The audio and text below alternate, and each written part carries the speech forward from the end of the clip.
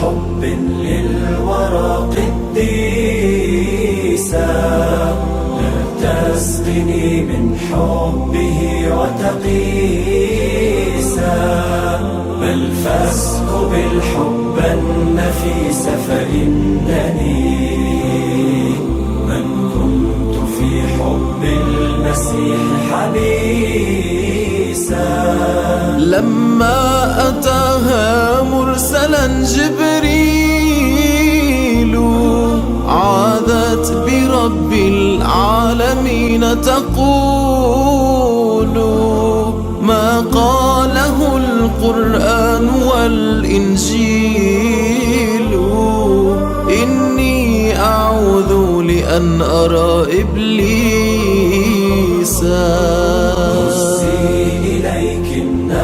ترويك السماء قربا وحبا إثره رطب هما. لا تحزني أمي ألا فاسمع لما قال المسيح لأمه تأنيسا. هزي إليك النخلة تعطي جنيا قولي فلست نسيه المنسيا. ها رزق ربي واسألوا زكريا أنا مريم طهر وهذا عيسى. يا هديه نور على درب صحيح في مهده يتكلم القول الفصيح. يا كلمة من ربه أنت المسيح لم تسمع العذراء منك حسيسا. الله ربكم وربي واحد وبإذنه أحيي الورى وأساعد. من لي على المرضى وللأعمى يدور إني رفعتك لم تمت يا عيسى.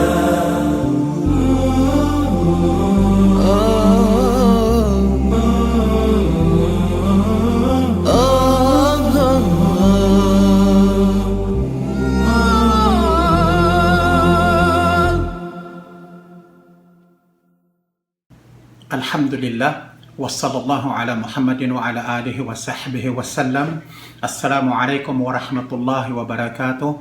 Mga kapatid, sa pagpapatuloy po ng paksang si Kristo sa Islam, sa ngayon tatalakayin naman natin si Jesus ayon sa banal na Quran.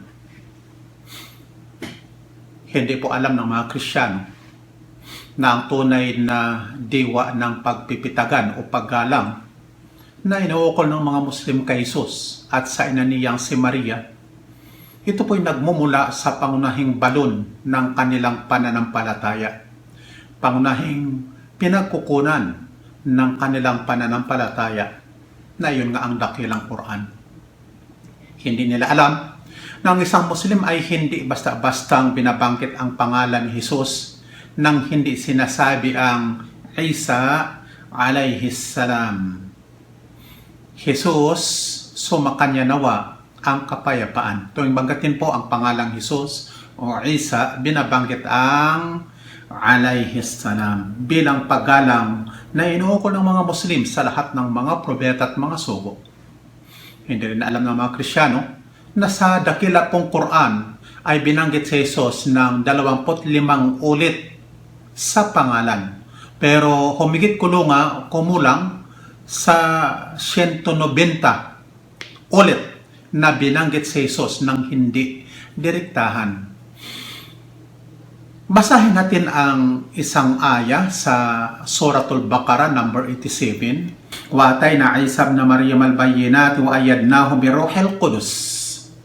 Nagbigay kami kay Jesus ng mga malilinaw na patunay at inalalaya namin siya sa pamamagitan ng banal na Espiritu.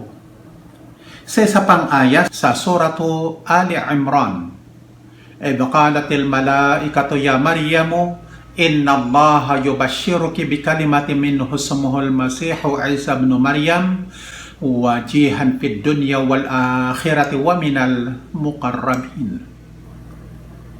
O Maria, tunay na si Allah ay nagpapalugod sa iyo ng balita. Ibig sabihin, naghahatid o maghahatid sa iyo ng mabuting balita ng isang salita mula sa Kanya na ang pangalan niya ay ang Kristo, Jesus na anak ni Maria. Sa isa pang aya sa Suratul Nisa naman, Innamal Masihu Isa ibn Maryam Rasulullah, ang Mesiyas na si Jesus na anak ni Maria ay sugo ni Allah lamang. Sa Suratul Ma'idah naman, waqafayna ala atharihim bi Isa ibn Maryam, pinasunod namin sa mga bakas nila si Jesus na anak ni Maria. Ang number ng aya ay number 46. Sa isa pang aya, wa Zakaria wa Yahya wa Isa wa Ilyas kullum minas salihin. Sina Zacarias, Juan, Jesus at Elias ay pawang kabilang sa mga matutuwid. Bagamat nabanggit natin na 25 ulit na nabanggit si Jesus sa pangalan sa dakilang Quran, siya rin po ay binanggit na humigit kumulang sa 190 beses na hindi tuwiran at may pangalang bilang Ibnu Maryam o anak ni Maria at bilang Al-Masih na sa salitang Hebro ay Messiah na isinaling Kristo. Siya ay kilala rin sa tawag na Abdullah, ang alipin na Allah, at Rasulullah o sugo ni Allah. Tinawag din siyang ang salita ng Diyos o ang salita ng Allah, ang Espiritu na mula kay Allah, ang tanda ni Allah, at marami pang mga pamagat ng paggalang na matutunghayan sa higit 15 kabanata ng dakilang Quran. Pinarangalan ng dakilang Quran ang dakilang sugo na ito ng Diyos. Kaya naman ang mga Muslim ay hindi po nagkulang ng pagpaparangal mahigit 14 taon na ang nakakalipas. Wala ni isang salita sa dakilang Quran ang di kanais-nais hinggil kay Kristo na maaari pang ang sabihin ng isang di mananampalatayang Kristiyano.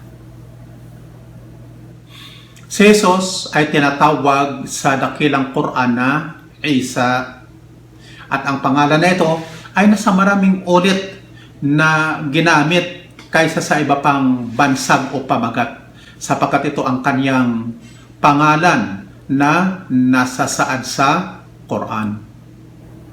Sa katotohanan, ang pantangi niyang pangalan ay Isa sa salitang Arabic o Isaw sa salitang Hebrew, na sa sinaunang salita ay Yeshua, na isinalin sa Latin ng sambayan ng Kristiyano, mga Kristiyanong mga kanluranin, ang mga Western Christian, na Jesus. Ang unang litra po na letter J sa pangalang Jesus at ang ikalawang litra na letter S, ito po ay hindi matatagpuan sa mga Semitikong lingwahe. Ang salita po ay napakasimple, Isaw, karaniwang pangalan ng mga tao sa Palestina at ginamit ng higit na 60 ulit sa unang aklat lamang ng Biblia na tinatawag na Genesis o Genesis. Ang bagong tipan din po ay nagsasalita ng Bar Jesus, isang salamangkiro at mangkukulam at huwad na propeta. Gusto ko pong basahin sa inyo ang talatang ito sa bagong tipan, chapter 13 ng mga aklat ng gawa, versikulo 6, at ng kanilang matahak na ang buong pulo hanggang sa Paphos, ay nakasumpong sila ng isang manggagaway, bulaang propeta, Hudiyo, na ang kanyang pangalan ay Bar-Jesus. At gayon din, mayroong Jesus Hustos, isang misyonirong Kristiyano sa panahon ni Pablo, na mababasa sa Kolosas Kapitulo 4, versikulo 11, at si Jesus na tinatawag na Husto, napawang sa pagtutuli. Ang mga ito lamang ang aking kamanggagawa sa kaharian ng Diyos, mga taong naging kaaliwan ko.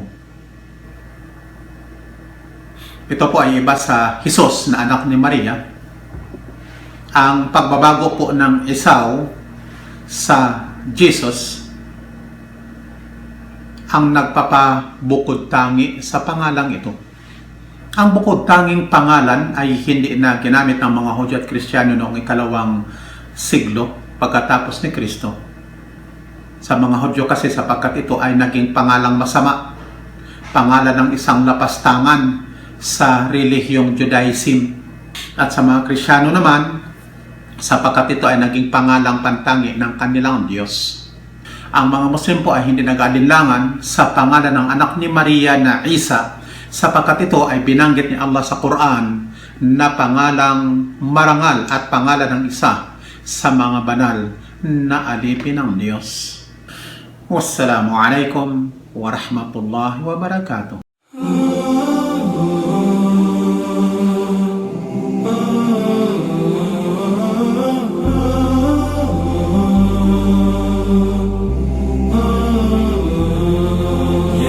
قلب حب للورى قديسا لا تسقني من حبه وتقيسا